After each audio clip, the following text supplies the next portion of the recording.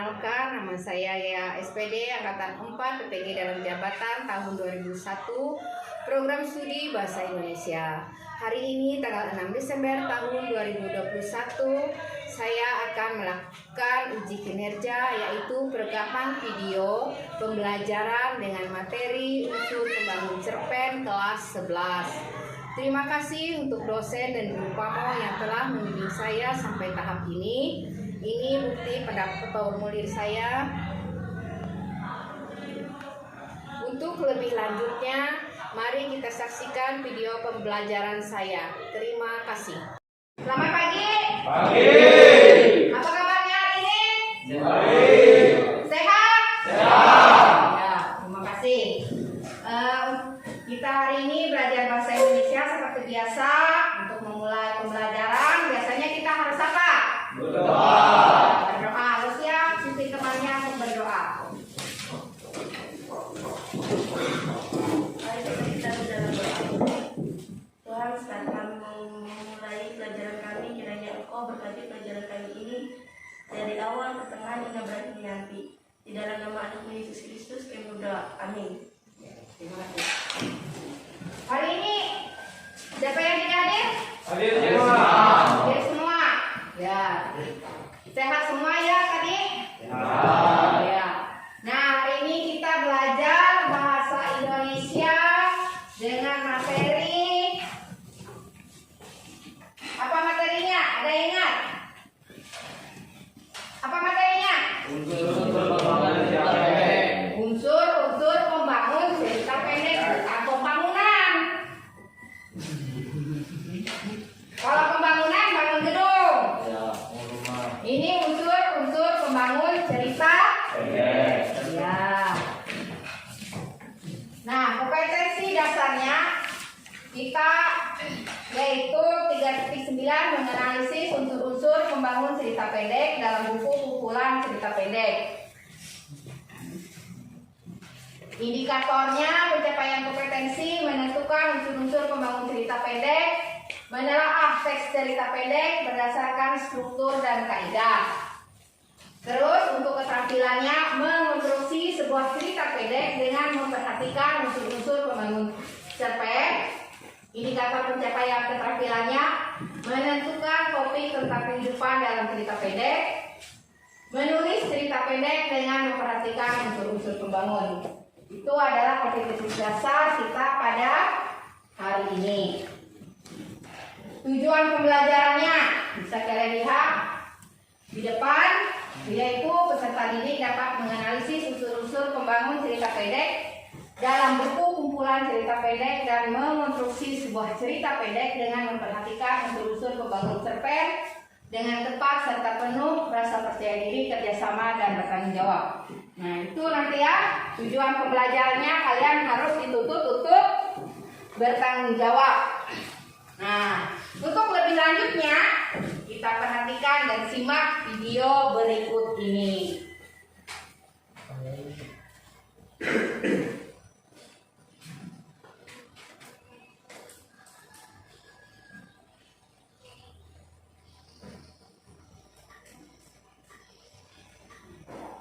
Perhatikan ya videonya.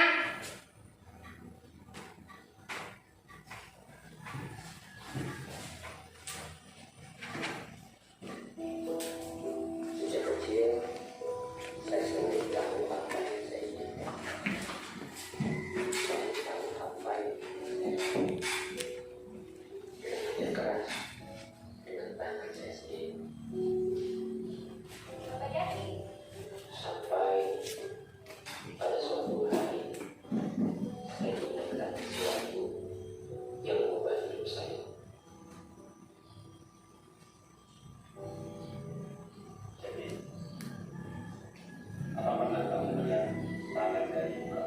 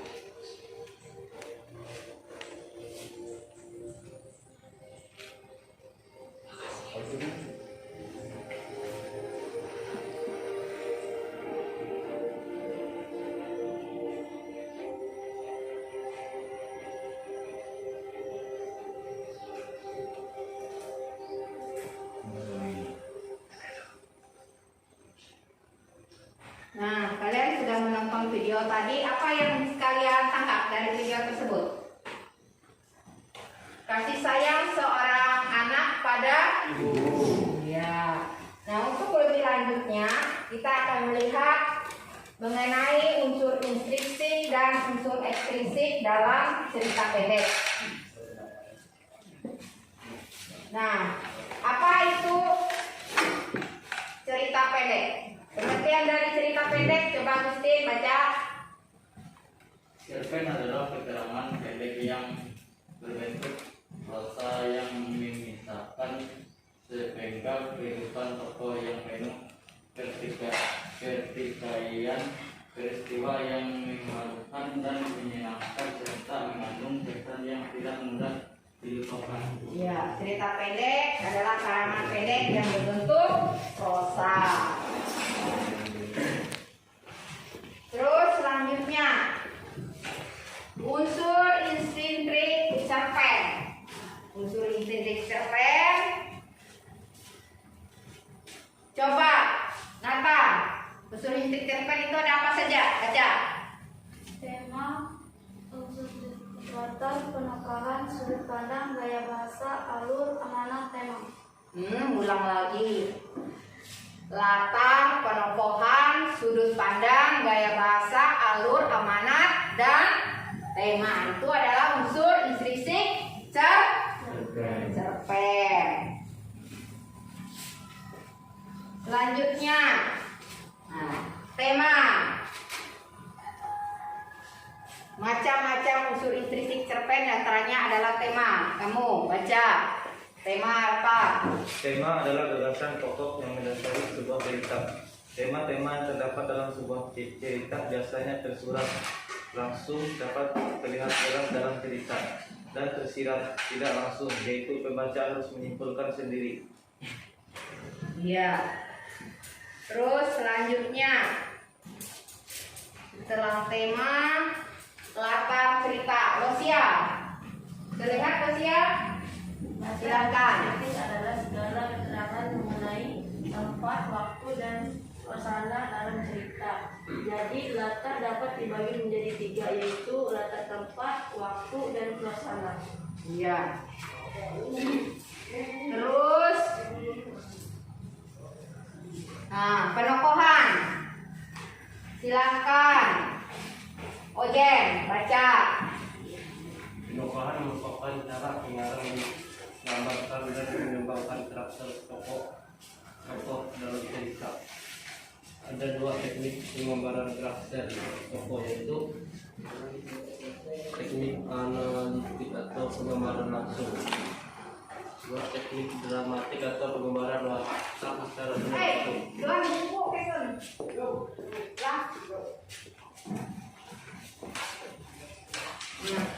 Penokohan merupakan cara pengarang menggambarkan dan mengembangkan karakter-karakter tokoh. Itu ada 2, teknik analitik dan teknik dramatik.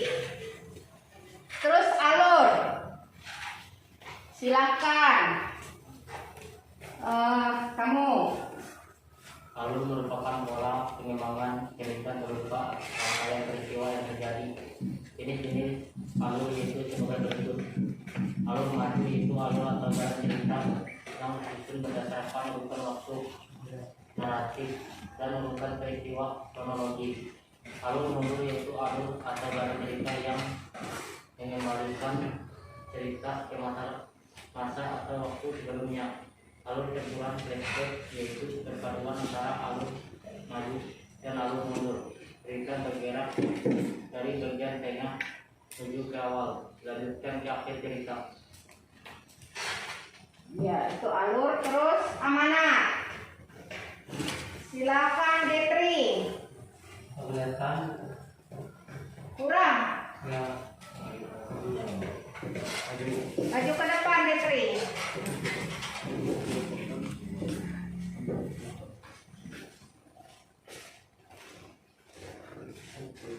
Amanat merupakan sebuah pesan atau harapan seorang penulis cerita kepada pembaca agar pembaca mau bertindak atau melakukan sesuatu.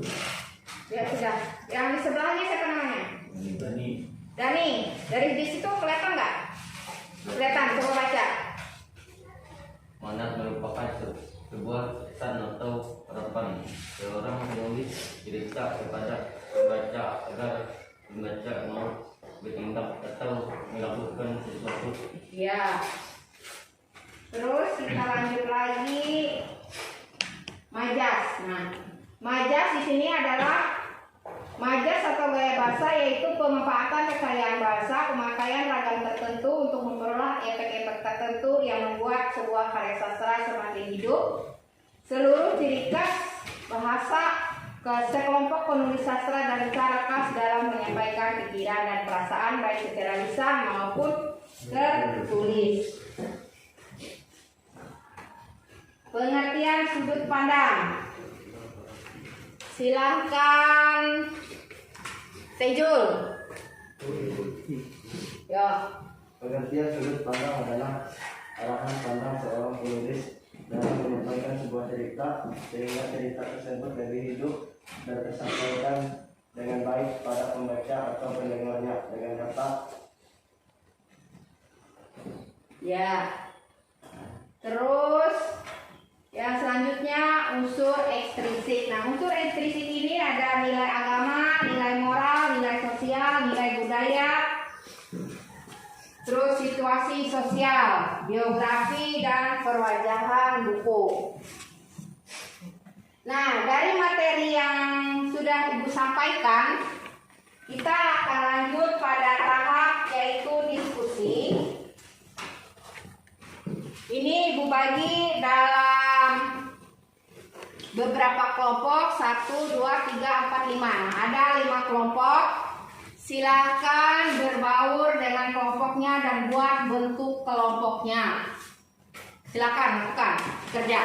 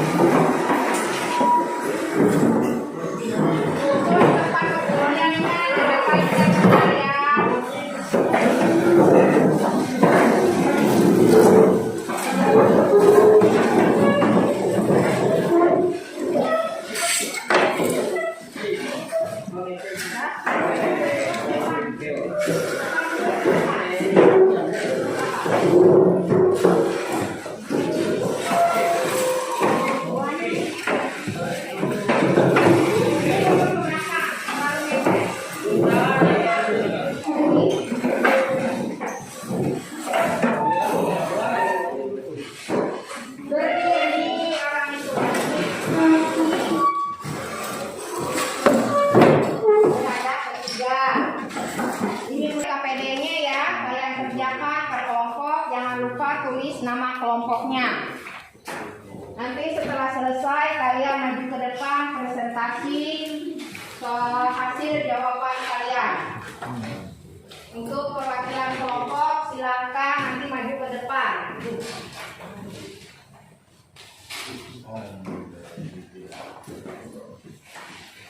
Sudah, silakan kerjakan, jangan lupa tulis namanya.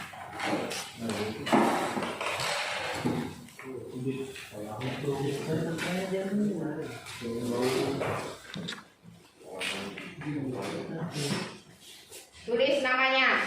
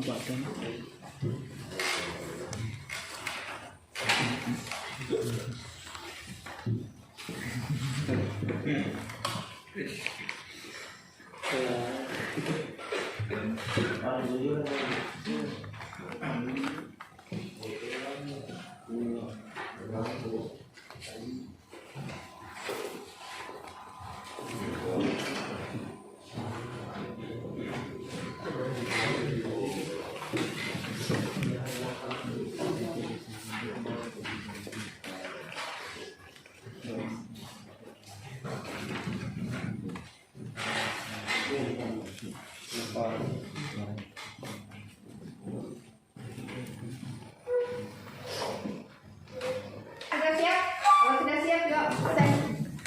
Yuk.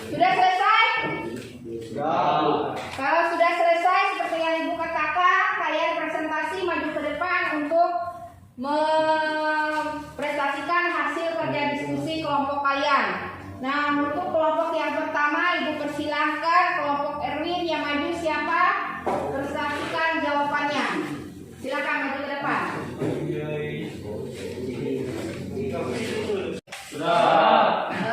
Kalau sudah selesai seperti yang Ibu katakan tadi, silakan maju ke depan kelompok yang Ibu panggil untuk mempresentasikan hasil jawabannya. Kelompok Apri untuk jawaban bagian A.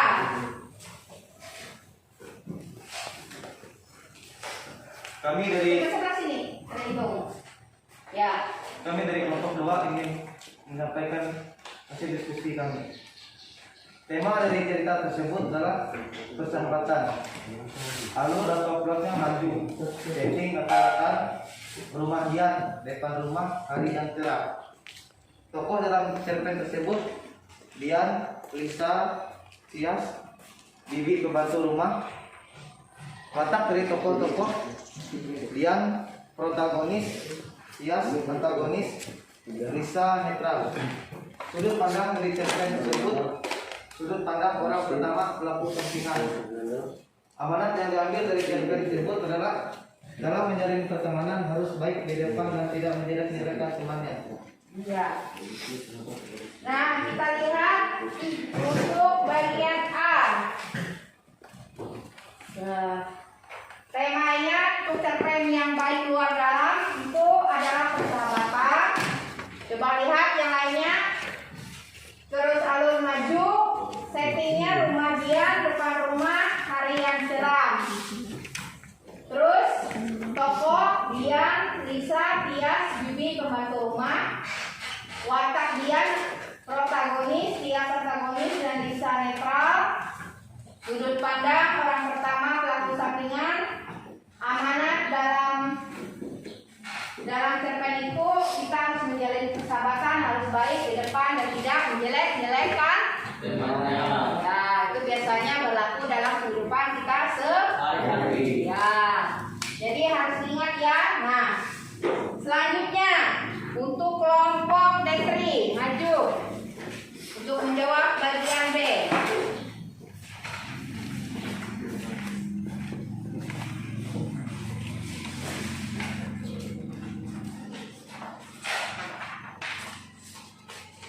Kami dari kelompok 2, Tejo, Agustin, Detri, Belajar Dipo.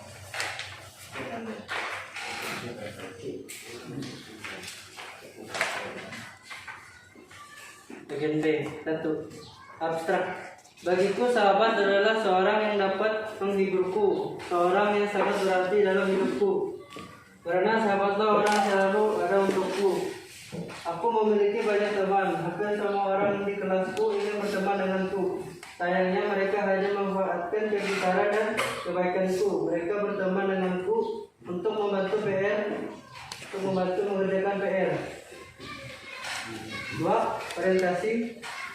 Di suatu hari yang cerah terdapat 2 orang gadis bernama Dian dan Lisa yang tengah mengerjakan tugas.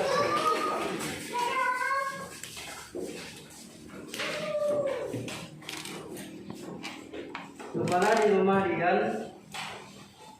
Kemudian datanglah teman Dian yang bernama Tasya di depan rumahnya.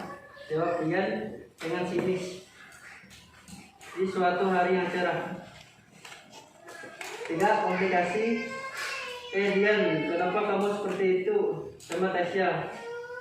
Padahal kan dia pasti sudah datang jauh-jauh. Kenapa kamu usir? Gak enak kan? Kasihan dia. Dia juga anak yang baik dan ujar Lisa yang coba menasihati Dian. 4. Evaluasi. Tahu nggak sih kalau kamu Lis, Tasya itu sering banget membicarakan keburukan orang lain. Bahkan dia sering membicarakan keburukan teman sendiri di belakangnya. Pokoknya banyak banget ya kalau harus jelasinnya. Jawab Dian dengan setengah sinis. 5. Resolusi. Dan itu beda banget sama kamu Lis. Kamu itu juga ceplas kalau ngomong sama aku, tetapi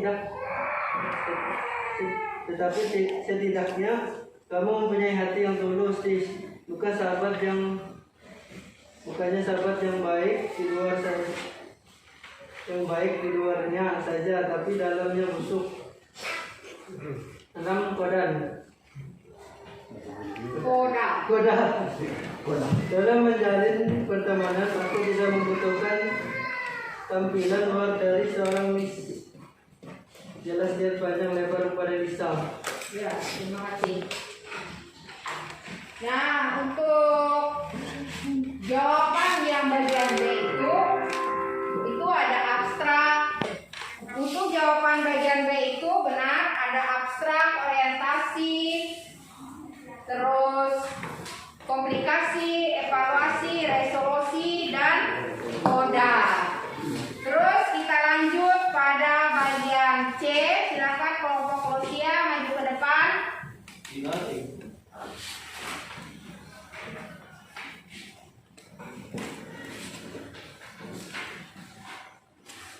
Kami dari kelompok 4 yang beranggotakan Delon, Arilanda, dan saya sendiri.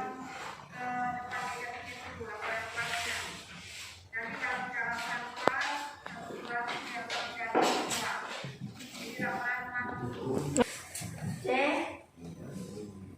1. Memuat kata sifat. Kamu itu judes, ceplos kalau tahu gak sih kamu Lis? Tasya itu sering banget membicarakan keburukan orang lain. 2. Membuat kata keterangan. Di suatu hari yang cerah di depan rumahnya, di rumahnya dia. 3. Menggunakan kalimat langsung. Bilang ke Tasya yang ada di depan rumah. Kalau aku sedang pergi, aku bilang gak ada gitu ya. Minta dia kepada Bibi yang bekerja sebagai pembantu di rumahnya. Baik non, Bibi sampaikan, jawab si Bibi. 4. Bisa menggunakan gaya bahasa bagaikan serigala berbulu domba. 5. Bahasa yang digunakan tidak baku dan tidak formal. Ya, Bilangin gue. terima kasih. Nah, untuk yang kedua tadi itu ada abstrak, orientasi, koda, evaluasi. Nah, bisa kalian lihat. Terus untuk bagian C itu jawabannya ada kata sifat, keterangan, kalimat langsung, gaya bahasa, tidak baku dan tidak formal.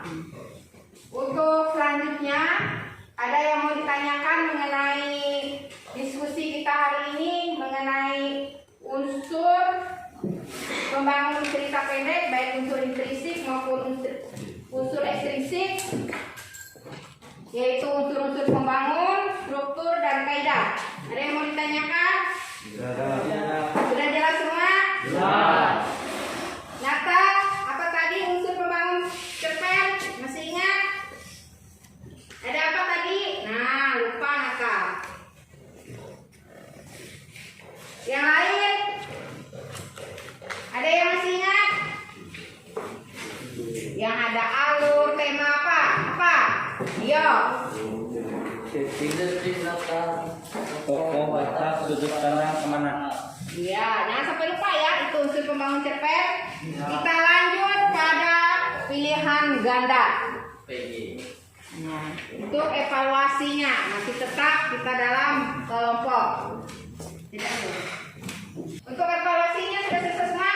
Sudah. Kalau sudah, kalau benar di checklist benar, kalau salah di checklist ada hilang. Ya. Nomor 1 apa jawabannya? A. Ya benar A, di checklist. Nomor 2. C. Ya benar, silakan di checklist. Nomor 3. D. Ya benar. Nomor 4. E. Ya. Nomor 5. D. Ya.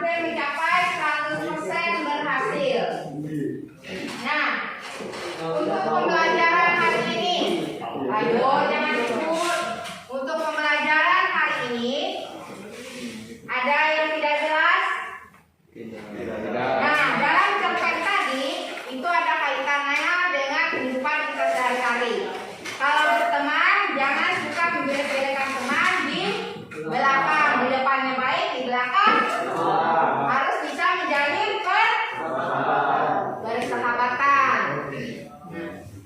Dari informasi yang kalian peroleh pembelajaran hari ini, apakah sudah cukup memuaskan? Ayo, yang di belakang. Dari pembelajaran hari ini, bagaimana? Bisa menanggapi? Bisa. Jadi unsur-unsur cerpen itu jangan lupa. Yang pertama tadi tema, alur, penumbuhan, amanah, apalagi tokoh, watak, sudut pandang. Jangan sampai lupa, karena pembelajaran ini nanti berlanjut pada saat kalian kelas 12.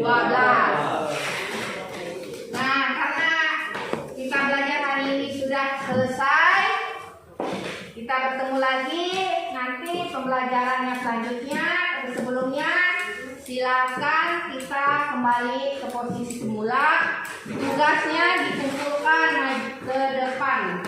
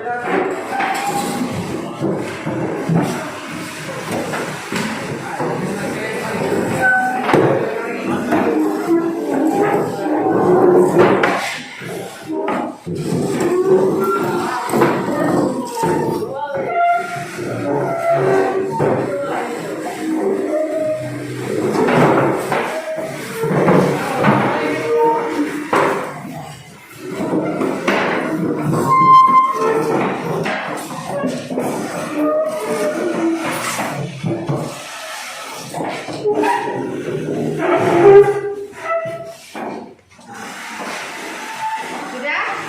Karena waktu kita juga mau selesai istirahat, karena kita tadi mengawali pembelajaran dengan berdoa, maka kita akhiri juga dengan berdoa. Silakan Hetri maju ke depan sedikit berdoa untuk mengakhiri pembelajaran kita hari ini.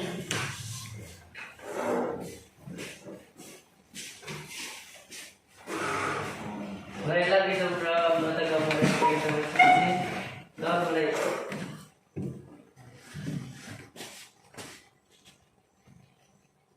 Amin.